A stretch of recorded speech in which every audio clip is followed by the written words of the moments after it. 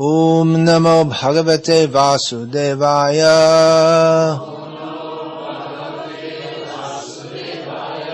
Om Namo Bhagavate Vasudevaya. Om Namo Bhagavate Vasudevaya. Srimad Bhagavad-gita, as it is, translation and commentary by His Divine Grace, A.C. Bhaktivedanta Swami Prabhupada. Chapter 3, text 27. Prakrite kriyamanani gunai karmani sarvashaha ahankara vimudhatma kartahamiti manyate.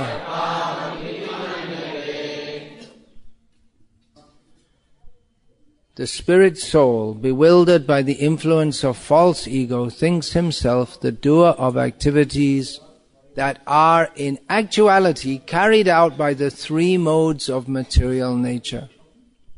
Purport. Two persons, one in Krishna consciousness and the other in material consciousness, working on the same level, may appear to be working on the same platform. But there is a wide gulf of difference in their respective positions. The person in material consciousness is convinced by false ego that he is the doer of everything. He does not know that the mechanism of the body is produced by material nature, which works under the supervision of the Supreme Lord.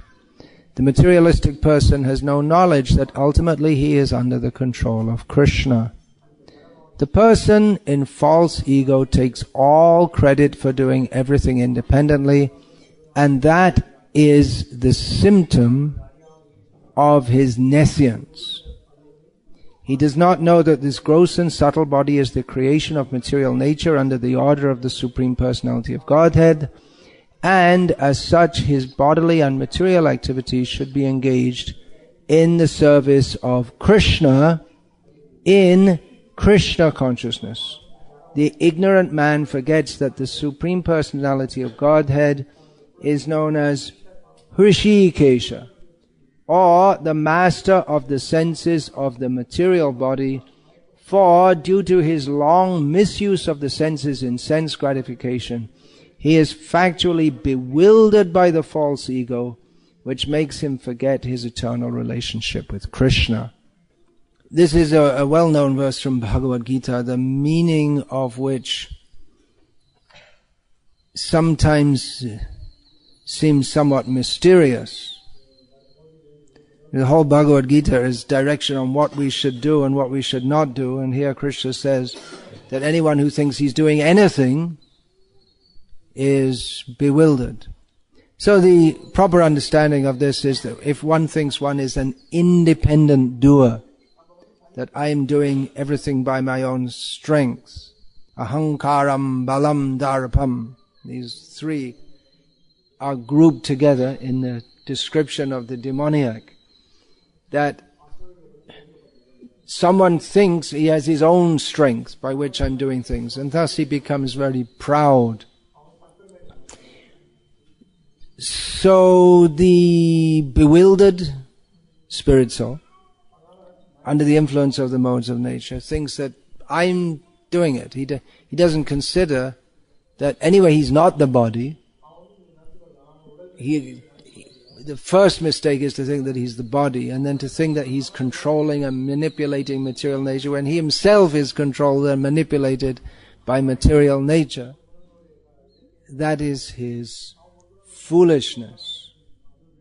It's not that he's not totally not a doer, but he's a subordinate doer. Man proposes and God disposes. He can't do anything by his own strength because he doesn't have any strength. As the Gurukul boys were chanting this morning, Balam Balavatam Chaham. I am the strength of the strong. Or, if we want to make it more literal translation, Krishna says, I am the strength of those who have strength. So everyone has some strength. But that is given by Krishna. We are not independently strong. There are different kinds of strengths. There's body, physical strength, political strength, mental strength, manobala. By the power of one's mind, this term comes in Shastra. Now, there are various kinds of strength, but that is all given by Krishna and withdrawn by Krishna. The ant is much stronger than all of us.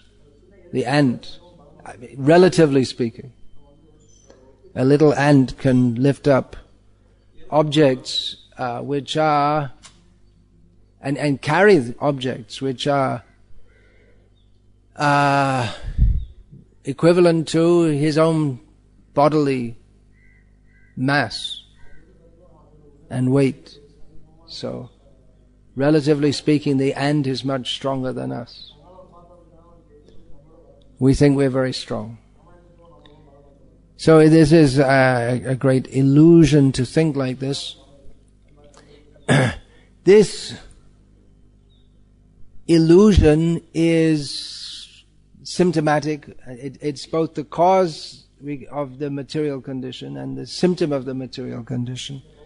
And as we live in a very materialistic age, it is very much propagated in the modern age that you should do something. Don't just be a housewife, for instance. You should be an airline pilot or prime minister. Join the Indian army, the Kumari army, something like that. The women should show their strength, and the men you should be a success. Do something with your life. So this idea that you have to do something to prove yourself to be great is absolutely part of the fabric of modern life. It's demoniac. It's actually demoniac. The whole concept of it. That do something and show yourself to be better than others and increase your prestige in this way. It's demoniac, and with everything else that's demoniac, it's foolish, because anyway we can't do anything. If we can do anything, that's ultimately by the grace of Krishna.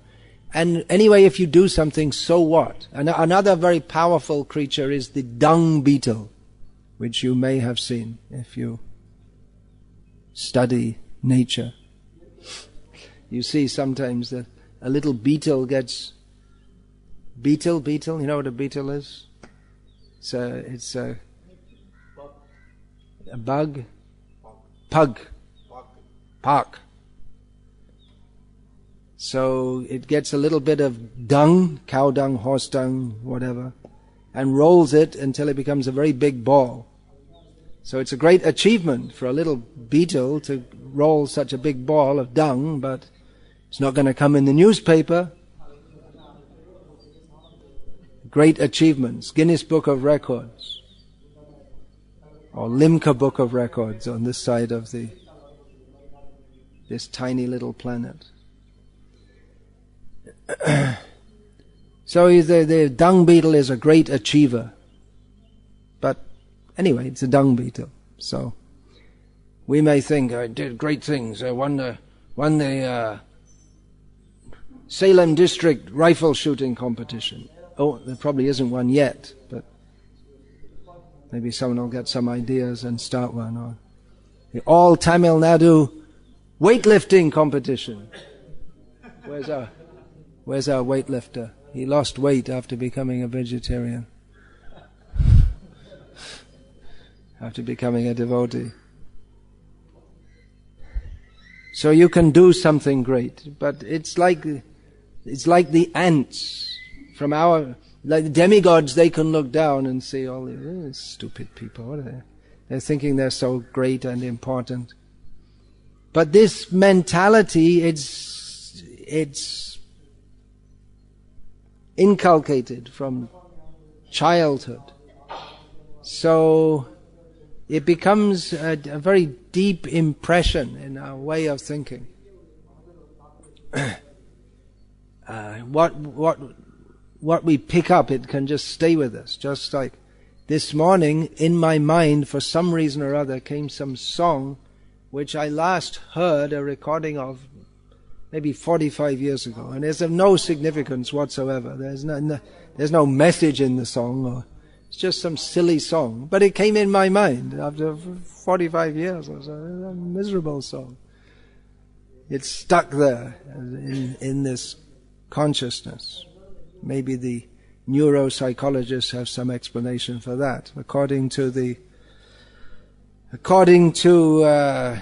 Vedic psychology, it's called a sanskar, which means an impression that remains in the consciousness. It may be subtle, and then at some time just like some air is trapped in the mud at the bottom of a lake, sometime without any apparent cause it becomes released and goes up to the top. So like that, so the subtle impressions, sanskar literally means impression. That's one meaning of the term. So that there's so many impressions from this life and previous lives, they're stored up in there, in the subconsciousness. According to Herr Freud, he called it the subconsciousness. And that becomes released. So that influences our mentality, and it influences the kind of body that we get and the kind of situation that we get. Everyone has their own set, their stockpile of impressions which mix with desire, so that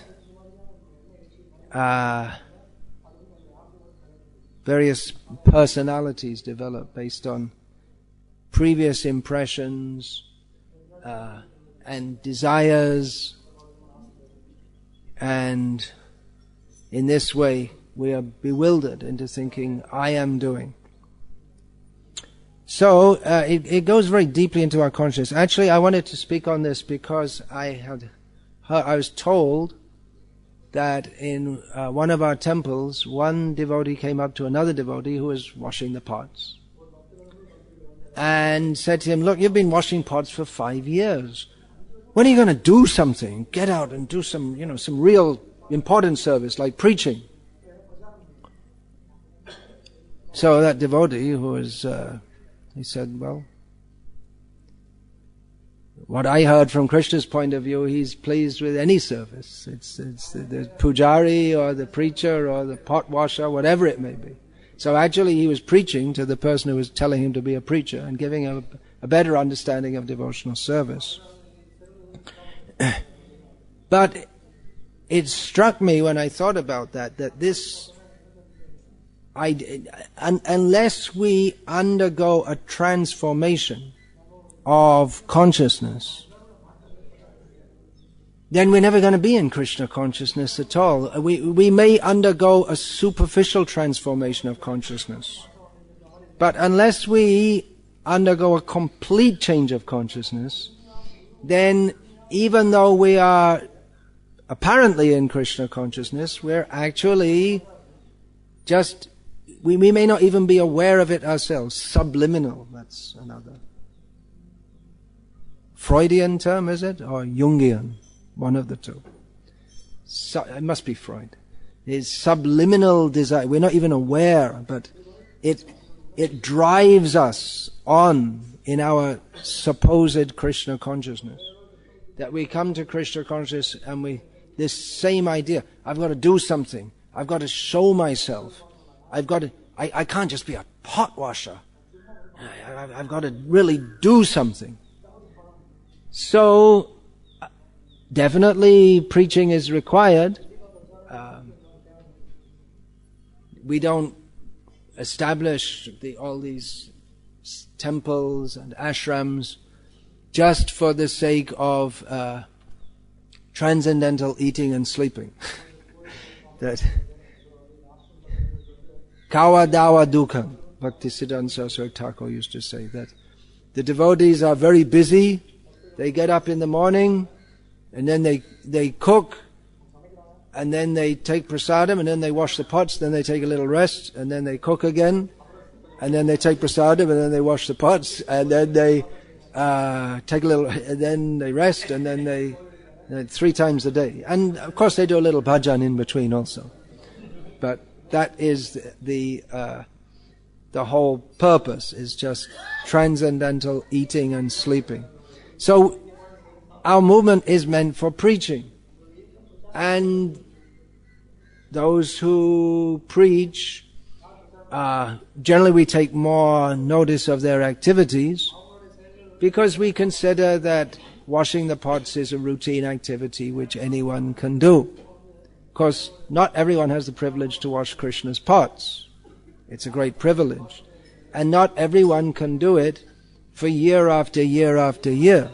That's a great achievement, because generally people like to be in a big position where people notice you and praise you and touch your feet, and you can really feel you're doing something. I preached, and so many people, they were impressed, and they all started chanting Hare Krishna, and I really did a lot of good preaching.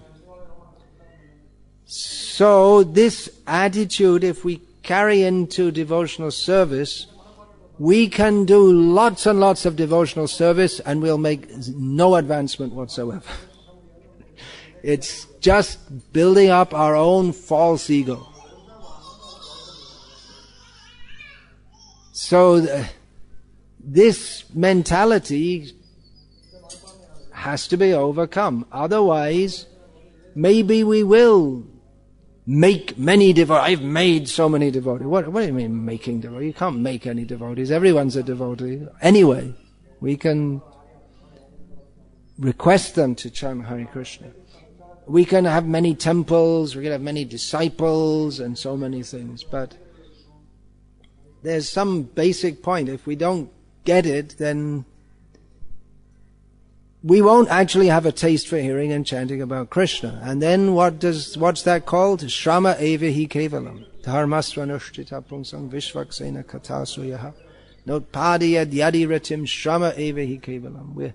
We're not really that much interested in Krishna, although we may make a very good show of being interested in Krishna.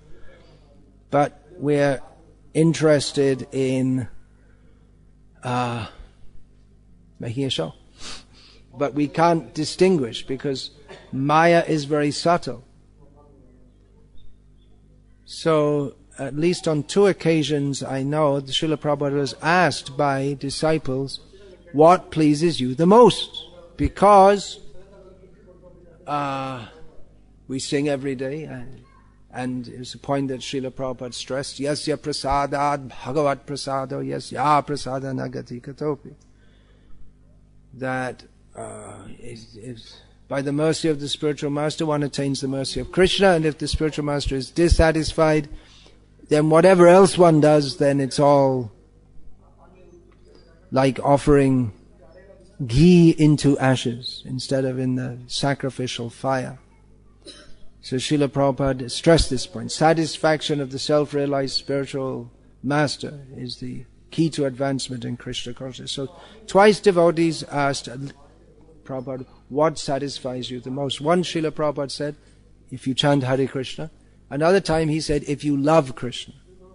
So the devotees expected that Srila Prabhupada would say that you distribute my books, which Srila Prabhupada stressed a lot. And they wanted Prabhupada to say that because they were distributing lots of books. But Prabhupada wasn't caught by them into their they wanted to catch Prabhupada and prove via Prabhupada that they are the best devotees because they're distributing books. But Prabhupada wouldn't be caught by that. If you love Krishna. So we may expand the movement and have many temples and many followers and so many things, but If it's only superficial and everyone's interested that what position we have and how we can be shown, then it's not going to be pleasing to Srila Prabhupada or Krishna or ourselves.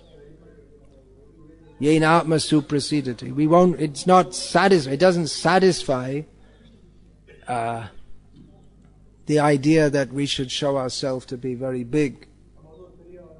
So it may be that we're very busy in preaching or getting a position in the society. Now you have to invent all kinds of positions so that everyone can have a position. The department head, there are 5 devotees in the temple and they're all department head. One is the kitchen department head, that means he cooks, washes the pots and yells at whoever else comes within his vicinity because he's the head of the department. And someone else is the head of the temple maintenance and beautification, which means he cleans the floor or something like that. So you have a title, you all have to have a big title. And then we have regional secretary, zonal secretary, minister of this, minister of that, and everyone's satisfied. But they're not satisfied because this doesn't satisfy. If we love Krishna, that is our, we have to keep that in mind. That is the ultimate aim, prem prayojana.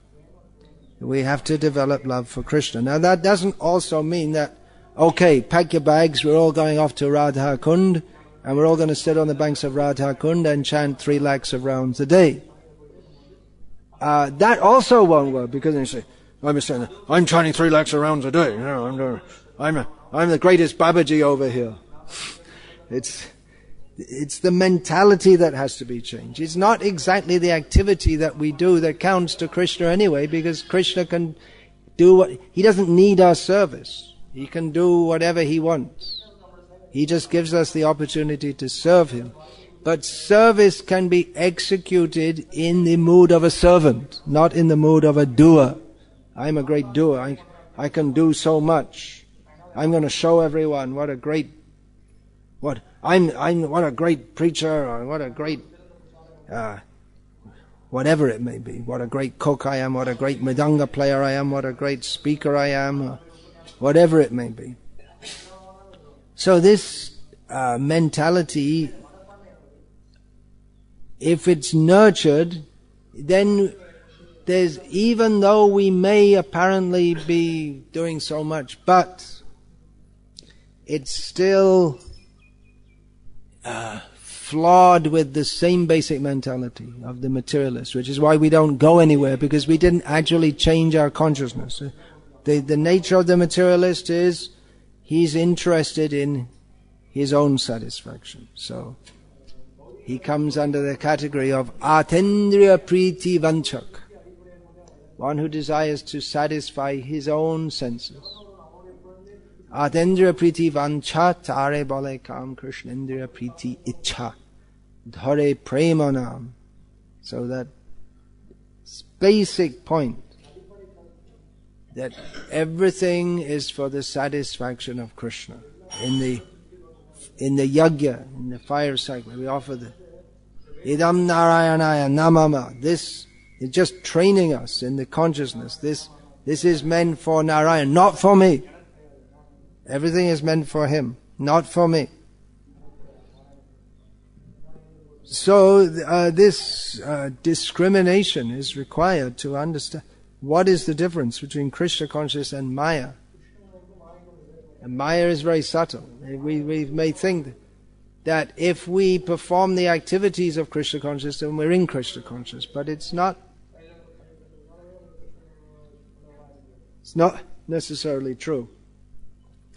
And this is where all the upper sampradayas come. I mean, they may start off doing something right, but then they, because they didn't catch the point of that everything's supposed to be for the pleasure of Krishna, because they didn't internalize that point.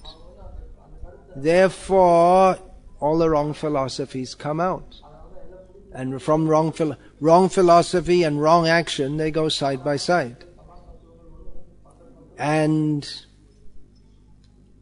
we can see it in our society today. And if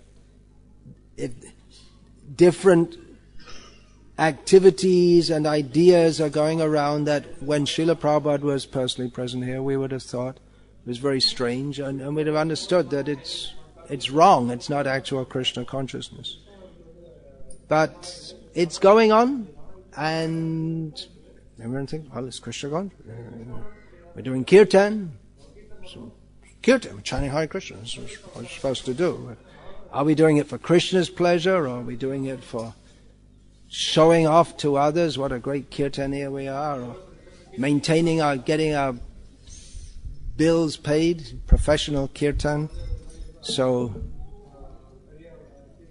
many of these upper sampradayas, they do a lot of things right, but it's the things that they do wrong which disqualifies them.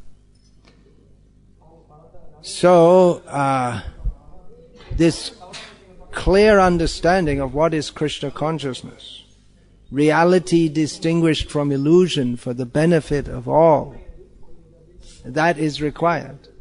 Otherwise, everything just becomes a mess.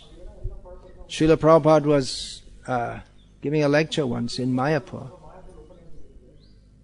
and he noticed that devotees, they weren't listening, they were off doing something else, and he changed the whole course of his lecture and said that if you don't listen, then everything eventually will come to be, you'll take this service to be a burden. And then the temple will become a place for pigeons to come and live and pass stool, which we see many temples. There's no speaking. So kirtan may go on, but unless there's hearing and distinguishing between what is for Krishna's pleasure and what is not, then the actual spirit of serving Krishna will be lost. Or even if we speak on the philosophy, it's not just a matter of speaking it, but living it and internalizing it. Just like we may learn the philosophy and get our Bhakti Shastri degree and think, well, yes, I'm getting ahead. Now I've got my Bhakti Shastri. I'm making progress here. But it's a matter of living it and internalizing it. Not just you get that you can speak on it, but live thinking like this at the subliminal level. That we think. The most, or the basic instruction of Chaitanya Mahaprabhu, Trinadapi Sunichana, Tarorapi Sahishna, Amanina, Manadena, Kirtaniya Sadaharihi. This thinking oneself very low, like a straw, tolerant like a tree, not wanting respect, ready to respect others. In such a mentality, one can actually chant the holy names of Krishna constantly. So this Trinadapi Sunicha, this mentality, this is completely opposite to the Kartaham mentality. The Kartaham, I am the doer. Let others see what a great doer I am of activities. Just opposite to that of the humble devotee who simply wants to serve. That is the actual nature of the spirit soul, to have this mentality.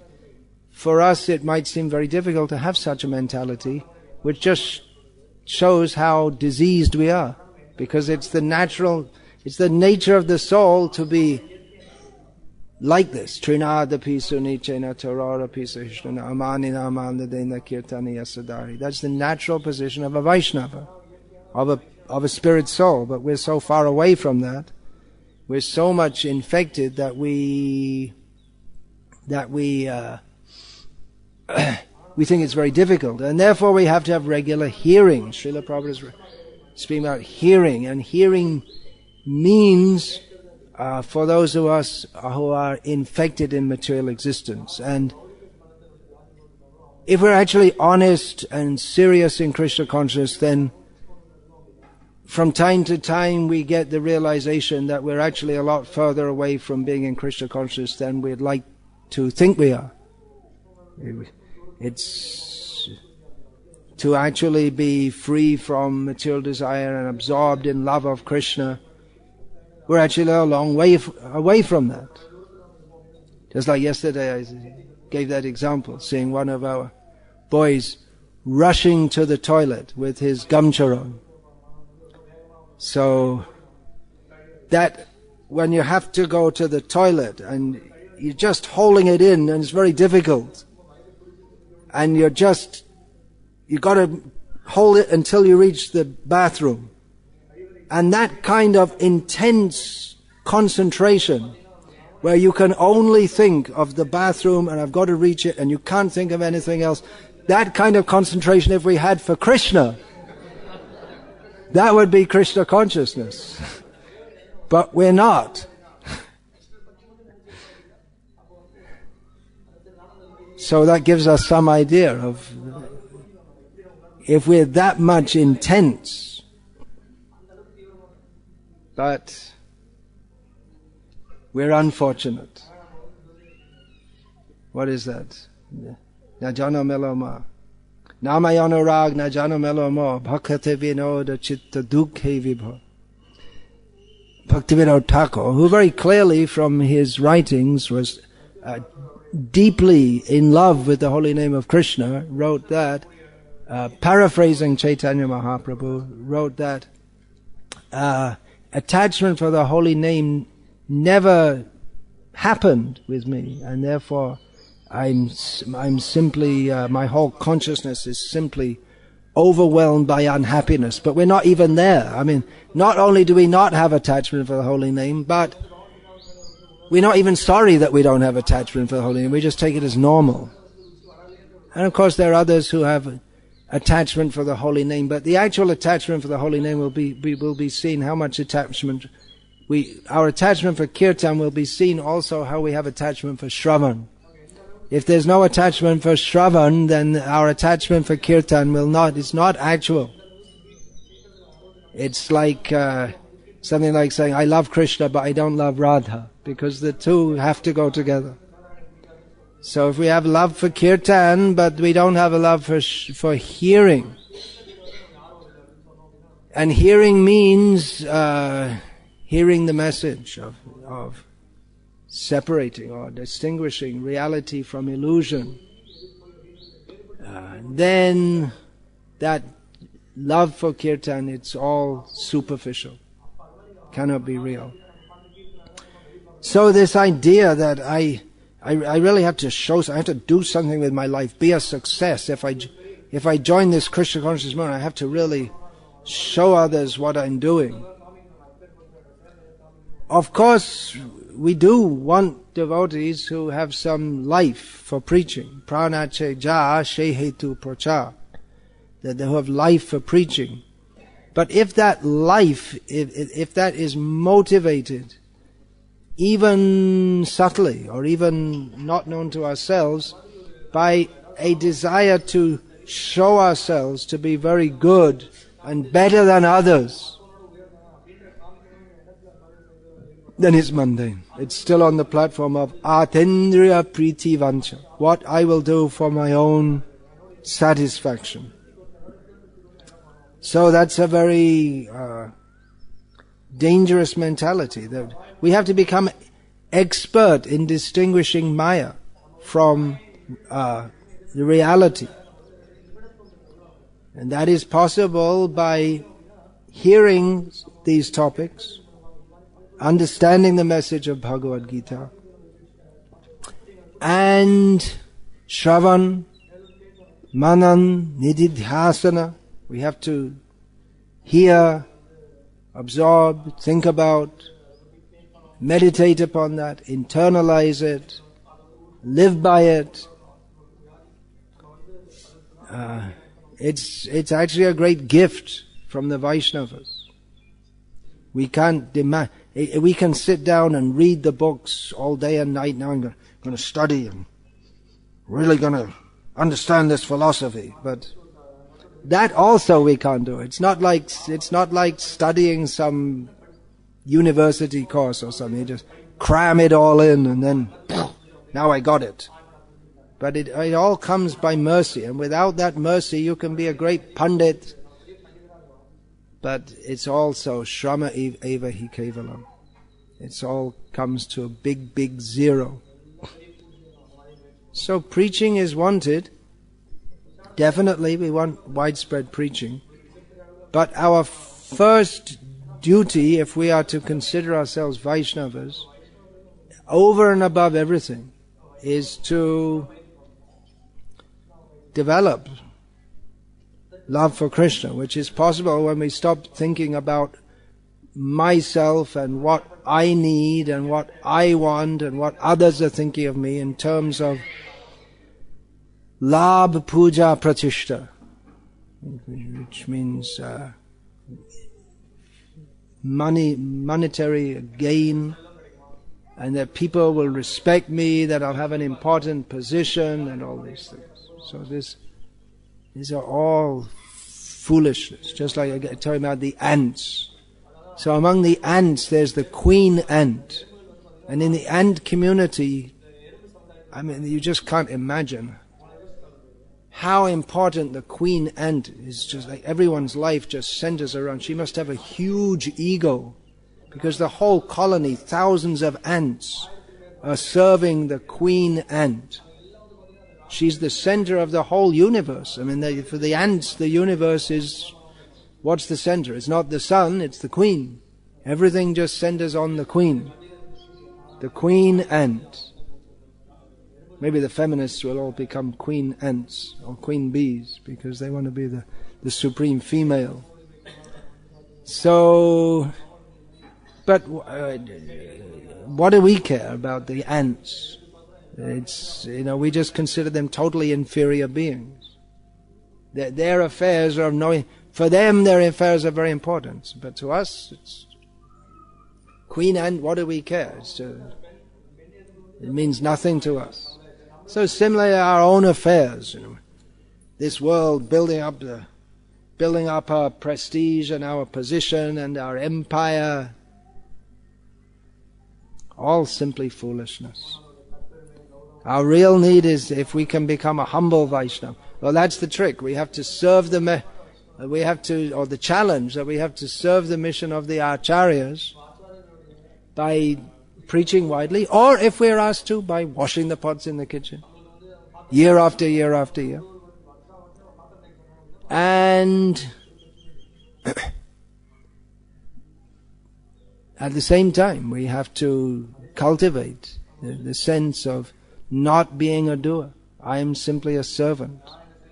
Whatever is required for service.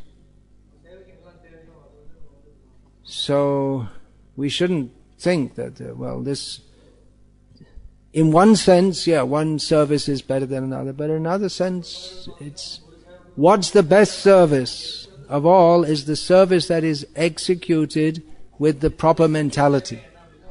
It's not actually what we do, but the mentality that we do it with. That shouldn't be an excuse for avoiding it. That we can also, if we're expert in manipulating the philosophy, we can also use that as an excuse for not doing more service. You say, I'm not doing much service, but I'm doing it with a lot of love.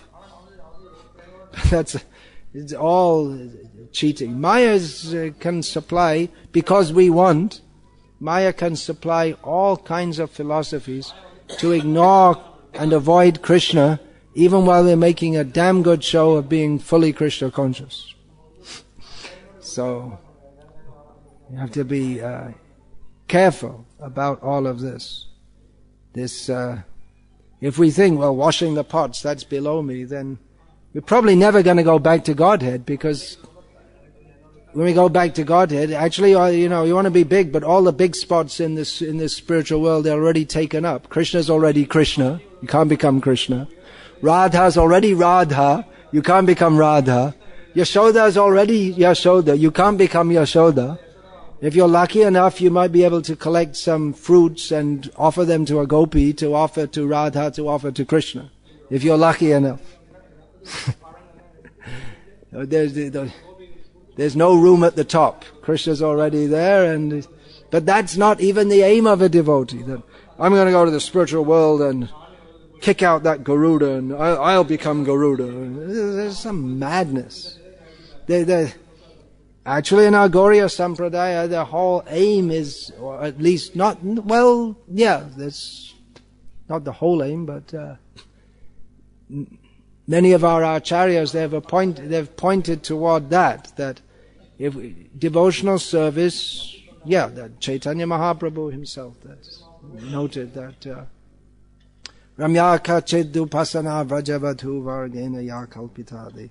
The best mode of worship is that conceived of by the gopis.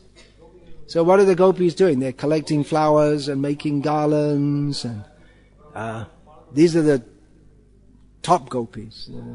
The other ones are assisting in even more humble ways and massaging other gopis, especially Radha, and sweeping the kunj.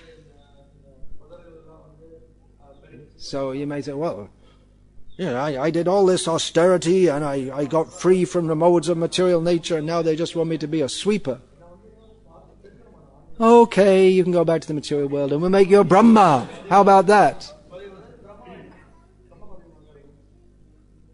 But Bhaktivinoda Thakur sings, Kita janma hao jata tuadas. Bahimokha Brahma janme nahi mor as. Better to be a worm has consciousness that I'm the servant of Krishna. It's difficult to think how a worm could serve Krishna, but must be some way. And that's a better position than being a Brahma, a big doer. The biggest doer in the universe is Lord Brahma. But why is he Lord Brahma? Because he doesn't have a full sense of service to Krishna. That's why he's in the material world. So our aim is to become. We all heard this before, right? Dasanu, dasanu, dasanu, dasanu, dasanu. We all heard this before. So, and then we'll think, well, I'm going to be the biggest dasanu, dasanu. So, Maya catches us in various ways. And actually, even if we're to be a preacher, we think that, well, preacher means just like, the Swamis, they come into a program like this and they sit on the big seat and everyone's just running around making arrangements. That's what I want to do. But preaching means it's a cooperative effort. Everyone has to do. So if someone says, I'm not going to wash the pots. I'm already 10 years in the movement and I've got a Bhakti Shastri degree. I'm not going to wash the pots. And who will wash the pots? Who's most fortunate?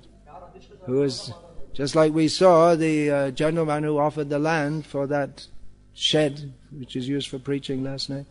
He was the most blissful person I saw in the whole program. He didn't come up front and said, well, I gave the land.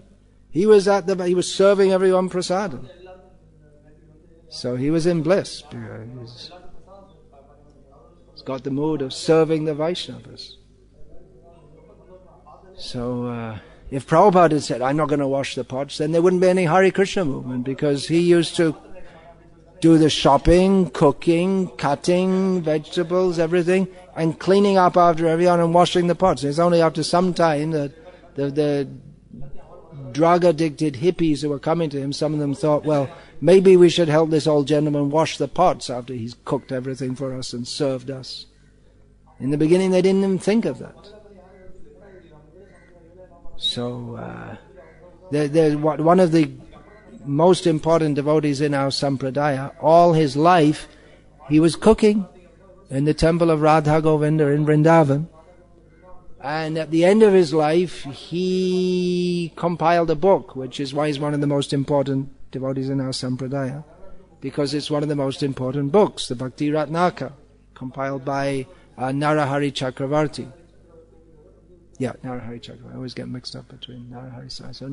So you could say, well, he could have been writing books and doing so many things all his life. Cooking means you're also cleaning the pots, generally speaking, in a small kitchen. Prabhupada would cook, and he would When Srila Prabhupada finished cooking, all the pots would be clean, because he'd clean them as he went along. That was Srila Prabhupada's system. He'd cook a whole feast in 1 hour and clean all the pots also at the same time.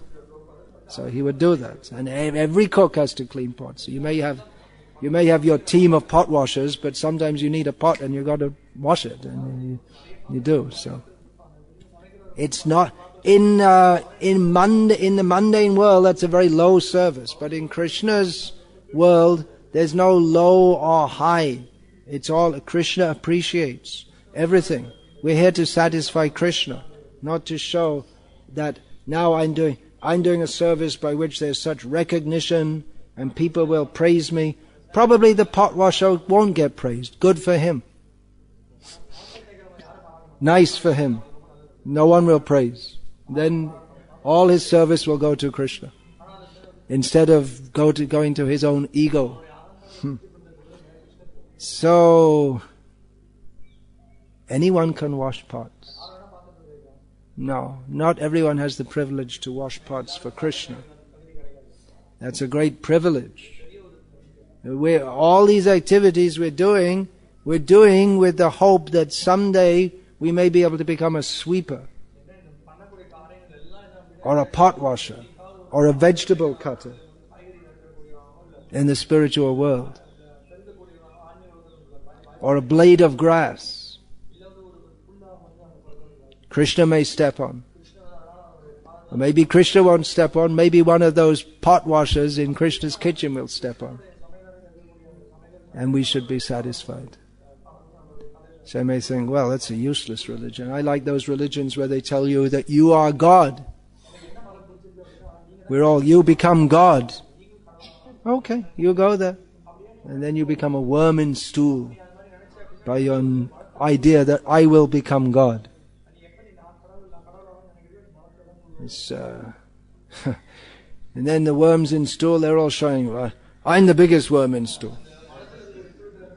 I can eat more stool than any other worm. I'm the most prestigious worm in this lump of stool. So that's what we're all doing. All big politicians and big TV personalities, they're all just like worms in stool, showing how advanced and how prominent they are, how great they are. It's all foolishness. It's all foolishness. Still we have to preach. There are many devotees who traditionally in the Gauriya Sampradaya, they deliberately avoid all kinds of prestige. They'll become a Babaji and then whatever. But even among the Babajis, sorry to say, from what we know, there's a lot of consideration of prestige in this. But a real one, he'll just be very quiet, won't speak with others, maybe just choose some who he can see they're real devotees, and just avoid the company of materialistic people. Doesn't care there's no care whatsoever. In fact, he lives his life in such a way just to avoid any prestige. So we've heard that some of the Babajis, they're sitting in their hut doing bhajan, and then other people notice, oh, what a great devotee, sitting all day and doing bhajan. So then some people have given some dakshina, some money, so they call some prostitute to come and sit outside their door. And pay them, you sit outside the door of my hut. And then everyone will say, oh, you see that Babaji is keeping a prostitute. And then the Babaji is happy. Now they don't respect me.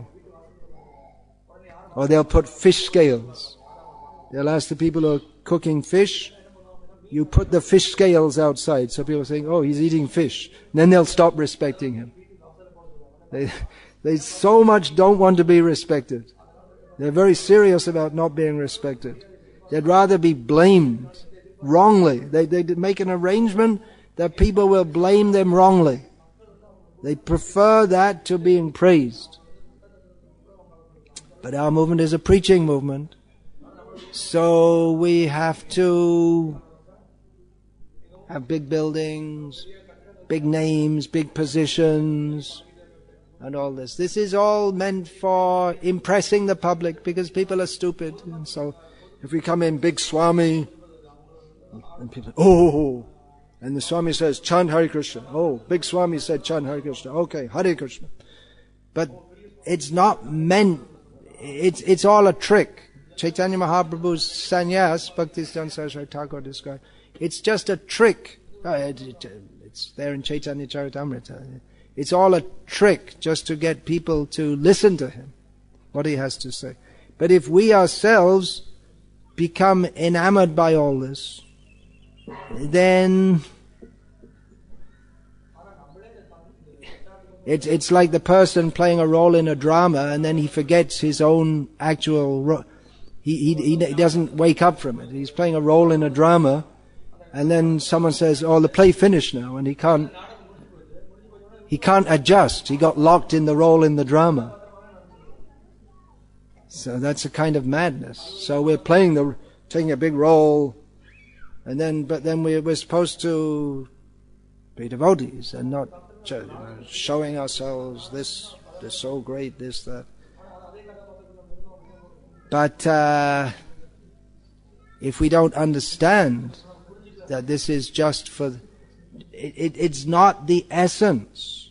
It's got nothing to do with Krishna consciousness. Being a sannyasi or being a guru in the sense that people will respect you, or being a good preacher, it's got nothing to do with our swarup or our inherent nature of being an eternal servant of Krishna.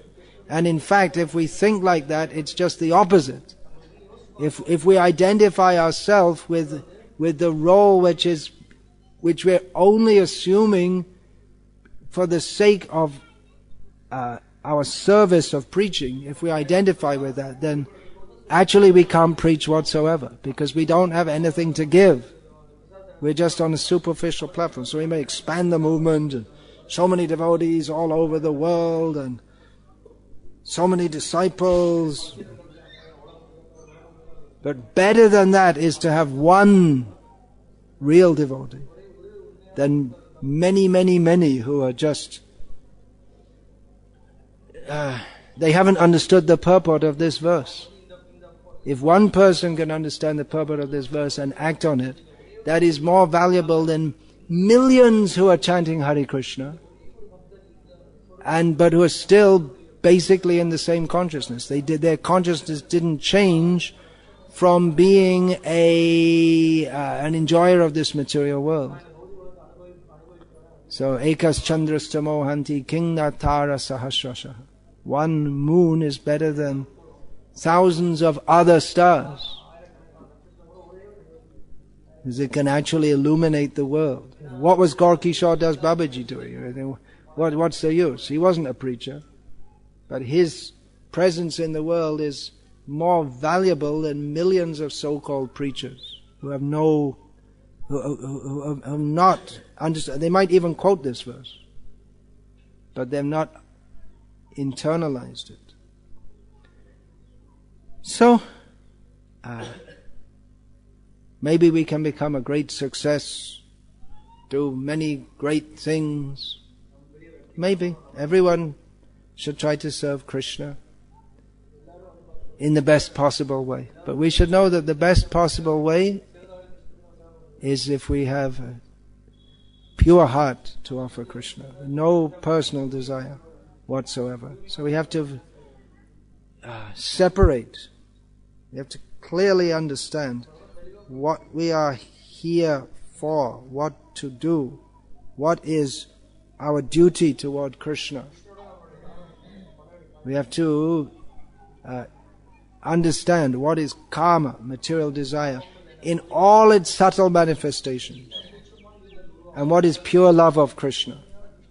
And understand also that in this world, what might seem to be pure love of Krishna, by the mighty power of Maya, is actually another phase of Maya. Or we can say it's a mixture. We're not saying, of course we want people to chant, in any way people chant Hare Krishna, that may be for their benefit.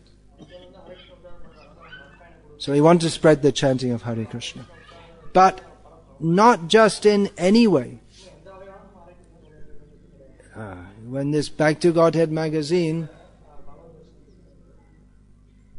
in 1976, it must have been, the editors, they were promoting that, well, by chanting Hare Krishna you get peace of mind, you get free from stress, you can better get through the day. Prabhupada, he changed that when this was brought to Srila Prabhupada's attention, he changed the whole editing team. He said that you should teach people to chant Hare Krishna to get love of God. So Srila Prabhupada, he didn't go along with that philosophy or that idea that somehow or other you get people to chant Hare Krishna. He wanted to keep it clear that this is not just some mundane religious practice to help you to live in this world more peacefully, more successfully, all nonsense ideas. This chanting Hare Krishna means service of Krishna. Hare Krishna. Any question about this, please? Online question, yeah. Disciples desire to please their Guru. And many times one may think that his Guru will be pleased. And many times one may think that his Guru is pleased. If he is able to increase the scores in terms of preaching. If the disciple is able to increase the scores, book scores, opening temples, number of devotees. Number of disciples. Such a disciple may start. Not number of devotees, number of disciples. Notice the difference.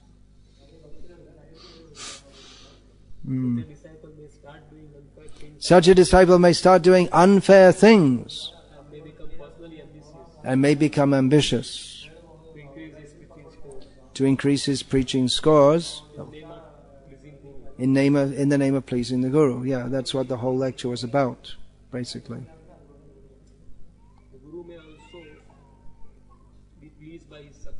The Guru may also be pleased by his success. And the Guru may not know what was done to achieve it. How is the disciple protected from such misunderstanding? Therefore the disciple should hear. And the Guru should hear and the Guru should speak, distinguishing reality from illusion.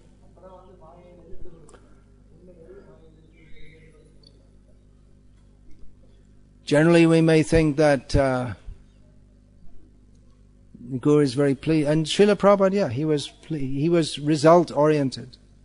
He wanted to see how the book distribution is increasing, the number of devotees are increasing. He was result-oriented. But then when he was asked, what pleases you the most? If you love Krishna. Srila Prabhupada writes in a purport in Sri Chaitanya Charitamrita that the spiritual master is not actually pleased if the disciple brings lots of money, but if he's actually becoming a pure devotee. I'm paraphrasing here, but that's the import. Now that doesn't mean that we should all just sit down and chant Hare Krishna and imagine that we're becoming pure devotees. We have to spread the move.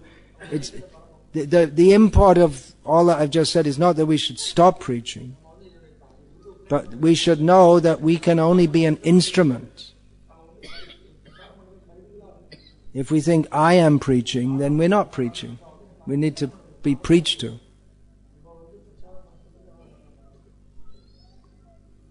This thing that I am the doer, I'm doing so much preaching. Well, here in India it's relatively easy to preach compared to other places. In many ways.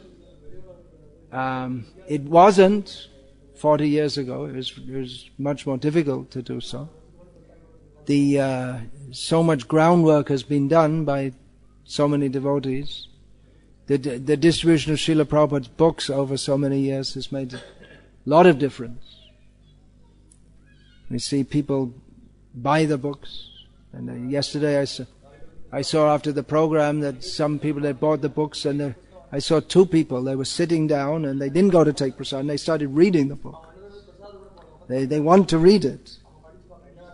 So this has had its effect, and the cumulative effect of Srila Prabhupada's movement in this country over the last more than 40 years has made actually a very good field for preaching. We should go out and preach and do that, and take advantage of that.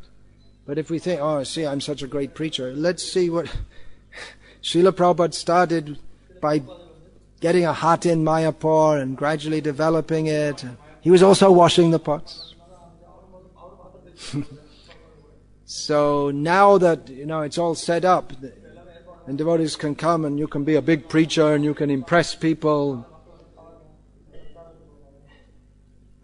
I think those who have this mentality, we should send them to Japan, some difficult place for preaching, some place where it's very difficult. Send them to Malawi and preach among the Africans, see what you can do. Send them to England, it's not so easy. That people don't receive, you come in dressed as a sannyasi and people, they don't give a damn. You can say, well, I'm the head of the Hare Krishna movement here, and they don't give a damn for you. Here in India there's some culture of respect for sadhus, but in the West the people respect you if you're a film star or a football star or something like that. Sadhu, they just think you're some crazy guy, that's all. So that would be good. Send devotees out and let them. That's why we say it's good to let devotees, when they join, let them wash the pots, let them go on book distribution. Here in India, it's a humbling experience. Anywhere it's a humbling experience. And you say, well, there's in Bhakti-Siddhanta Vaibhav, there's an anecdote of someone who he came and joined the Mart, and he was told, okay, go wash the pots. He said, well, I have a master's degree, I can do more than wash the pots. He said, well, that's why we're sending you to wash the pots. Because you're thinking, maybe you can do so much. But first you have to learn what it means to be a humble servant. And it is something that we often see, that they are capable of doing things, and they're given the opportunity before they had any internalization of the das anudas principle. And we can see that they do a lot, but it's just inflating their ego. So it doesn't help anyone, ultimately. And it's bad for them. That's why Srila Prabhupada, in one letter, he wrote to one devotee, don't try to be too big too quick. Step by step. Shanai Shanai Uparamed Buddhya Dhriti Grihitaya. That's stated in Bhagavad-gita. Step by step. Make progress step by step. With intelligence and determination. So that's all from the question. For example, a leader is motivated, but say unknowingly, or he's not aware of his own motivation. Someone may be a leader and not aware of their own motivations. Yeah, and then whenever we hear anything like this, we think it refers to someone else, not to me. How can you help such a person? Well, what can you do? That's why I'm saying in the beginning. It's good to mold devotees well in the beginning.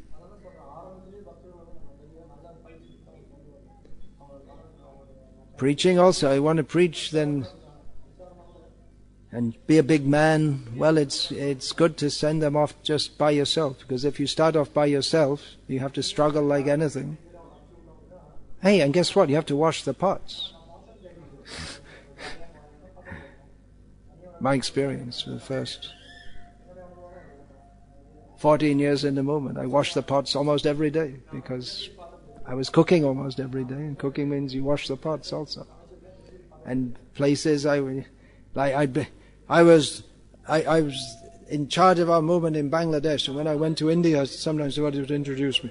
He's the president of Bangladesh. Means I was the president of our center in Dhaka, the capital, which had about 3 devotees. Now there, and the duty as the president is to do everything, including washing the pots, because if you don't wash the pots, so I'm the president, but okay, well, someone's got to wash the pots. So you have the official title, but that's what you have to do. And then gradually things developed. But then Prabhupada started off his movement washing the pots.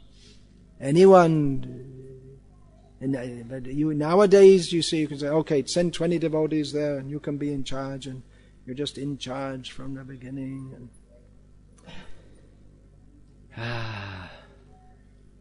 What to do? If it becomes ingrained, then you'll get a whole sampradaya of kartaham iti manyate in the name of preaching, or a whole sub-sampradaya. That's why it's very good in the beginning and not only in the beginning, but all the way through. So why am I not washing the pots?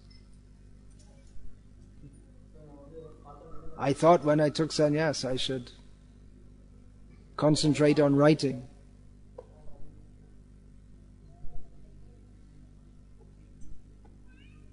For my own spiritual advancement, it would be better to be in the kitchen, washing the pots. But there are divisions in Krishna's service also. There's Hanuman and there's the squirrel. So Rama, he appreciated the squirrel, but he didn't tell Hanuman that you stop being Hanuman and you be the squirrel. Hanuman still has to do his service. Hare Krishna. All glories to His Divine Grace, Srila Prabhupada. Shri Shri Gaura Nitai Ki Jai. Hare Krishna.